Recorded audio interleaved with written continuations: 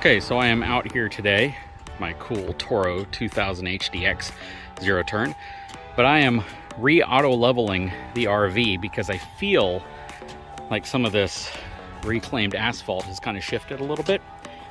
So I came back out here and I brought these really cool pads with me. I got them on the back already. You've probably seen them on my videos. I've used them a couple times. These things are designed to hold like 30,000 pounds each or something like that, maybe 60,000 pounds each. They're actually designed to stabilize cranes and outriggers on heavy equipment. Got them on Amazon. I'll put a link if you guys want something like this, but they sure do spread the weight out a little bit more for the auto levelers. And I bought 2 more of them, so I put them here. I might buy some more for the front, even though I don't really need them. So everything seems to be working really well.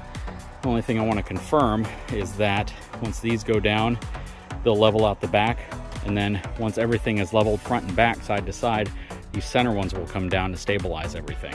So just want to make sure everything works well. I hear the other side working now. Front ones look like they've come down. Everything's leveling now. The front ones are lifting this side up a little bit. And what they also do is they prevent your jacks from overextending. They're not so tall as to not allow them to extend at least the 6 inches that you should have them extending, but at the same time they're not so short that they, allow the jacks to really overextend as well. Perfect. Once you really dial everything in well, your auto leveling system should work really well. The other key thing to remember with auto leveling is that you want to make sure that you have the right amount of power going to the system, and you don't want your batteries to be too low in terms of voltage. Otherwise you'll get an error and you'll have to reset and recalibrate the system.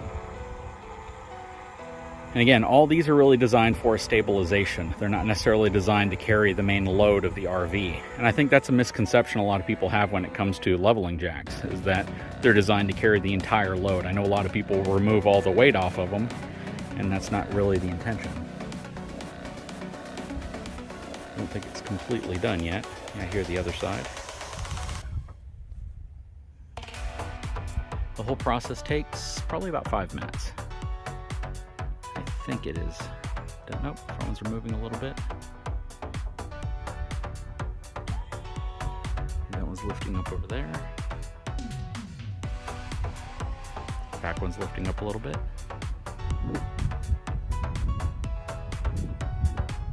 I think the other side lowered slightly. But I think we're done. Very cool. Again, once everything's working properly and you have the right amount of leveling leg extended or retracted and everything is stabilized well, everything works really well. It's when you throw some weird equations into the mix, such as, you're trying to get this one to super extend or that one to super extend, or this side to lift up significantly higher than the other side. You're trying to get your tires off the ground. All that kind of stuff really makes the system not work the way it's intended to. It's just a leveling system. It's not designed to go over really, really crazy harsh terrain to level out your rig. And this is something when you're on gravel or reclaim, stuff that compresses over time, you'll want to come out and redo occasionally, just because as stuff sinks in, it's going to throw the system off slightly. I just retracted everything and I re-leveled it. But we're all done here.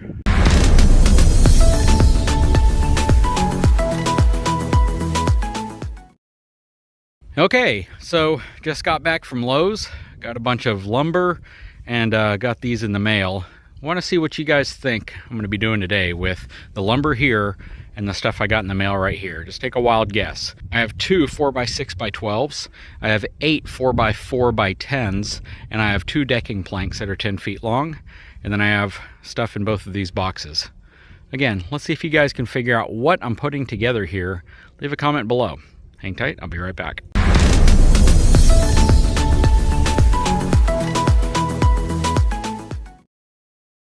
All right, so I gotta admit, I have 2 really happy purchases here. One is the tractor, because it is that extra set of super strong hands that sometimes you need. And second is the really cool debris fork attachment I have on the front. Because if you haven't picked up a single 4x4 by 10 or a 4x6 by 12 inch piece of fresh pressure treated lumber lately, it ain't light and it ain't easy to maneuver. So I'm gonna use the tractor to lift it up a little bit and move it around to where we're gonna assemble this into the final piece of equipment. Okay, so I ain't gonna lie, that was a bit heavier than I thought.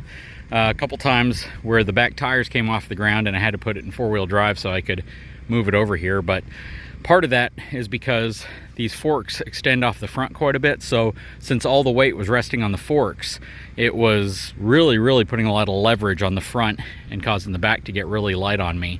Lowered the bucket down, tilted it back a little bit. We moved it over where we need it to be. But this is where we will be assembling this into the final assembled product, I guess you might want to call it. Anyways, let's go ahead and get to it, and you'll probably start to figure it out pretty quickly. What about now? Can you figure out what I'm making? This is probably the dead giveaway. There are clues everywhere, and it's going to be pretty simple, I think, for most people. But yeah, I'm about 10% done. Still have to assemble everything else. It's all coming along, though. Let's keep on moving. You guys figuring it out yet? Well, if you haven't figured it out yet, you probably don't have kids or the ability to envision what something like this might look like when it's done.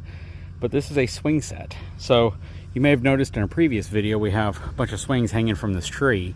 Problem is none of the branches are perfectly straight or horizontal, so it's kind of difficult to swing straight for very long. So I decided I was gonna put one together. I got pretty much all the hardware for it on Amazon, and you know, all in all, this entire project per swing, well, actually all the equipment and everything for both swings, it ends up running probably close to about $500 for everything, which and this is going to be 2 of them. So I need to get more of these hooks right here to hold the swings on themselves. The end pieces that hold the 4x6 and the 4x4s, I have enough of those, but I have enough for 3 swings on this one, and then on the other one I'm going to put a bench, which is actually over there by the cabin.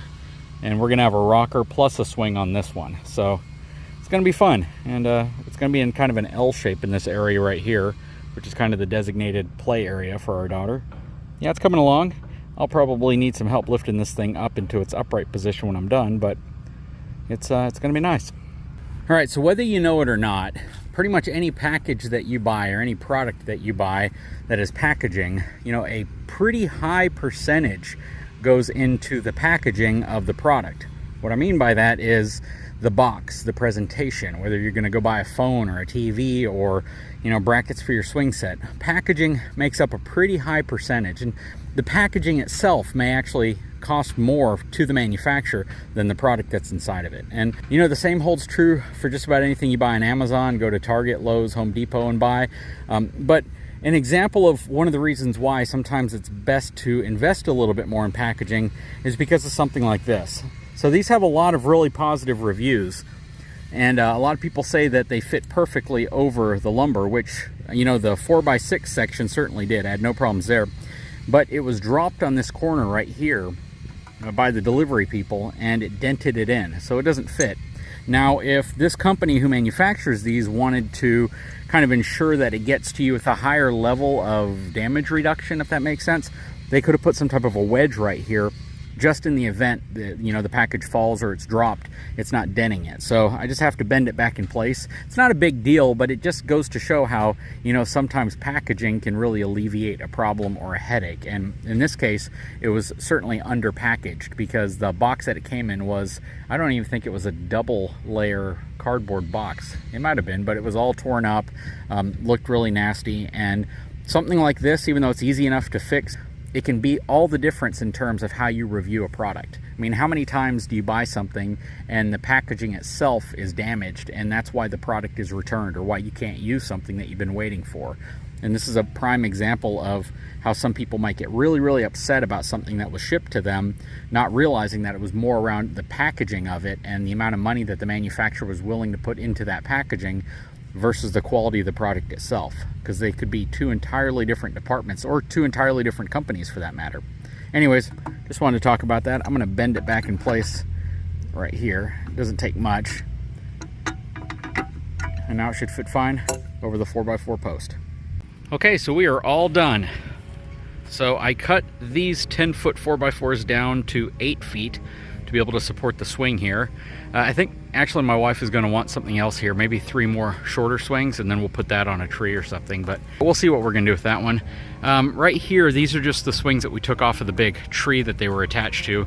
I need to get some uniform swings. I think we're going to go with all of these rubber ones, but the chains weren't long enough, so I had to extend them slightly. So I'll probably try to find these with a slightly longer chain, or just buy longer chain, because you can easily swap that out. Plastic one in the middle, wooden one on the end.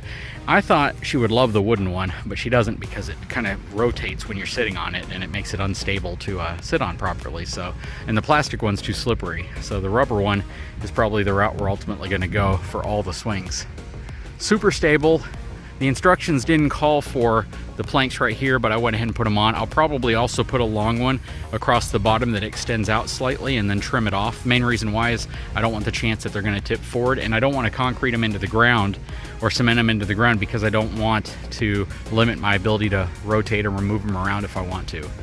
The brackets up top, everything was really strong. I used the tractor to tip these up. So I essentially assembled them on their side, and then I used the tractor to tip it up. This one was super sketchy because it was taller than the height I was able to get the bucket at. So I was able to tilt it up as much as I could, then get out and kind of push it over the rest of the way. This one right here, I was actually able to pick the whole thing up and move it around slightly. So definitely worked out real well. Really pleased with the final result though.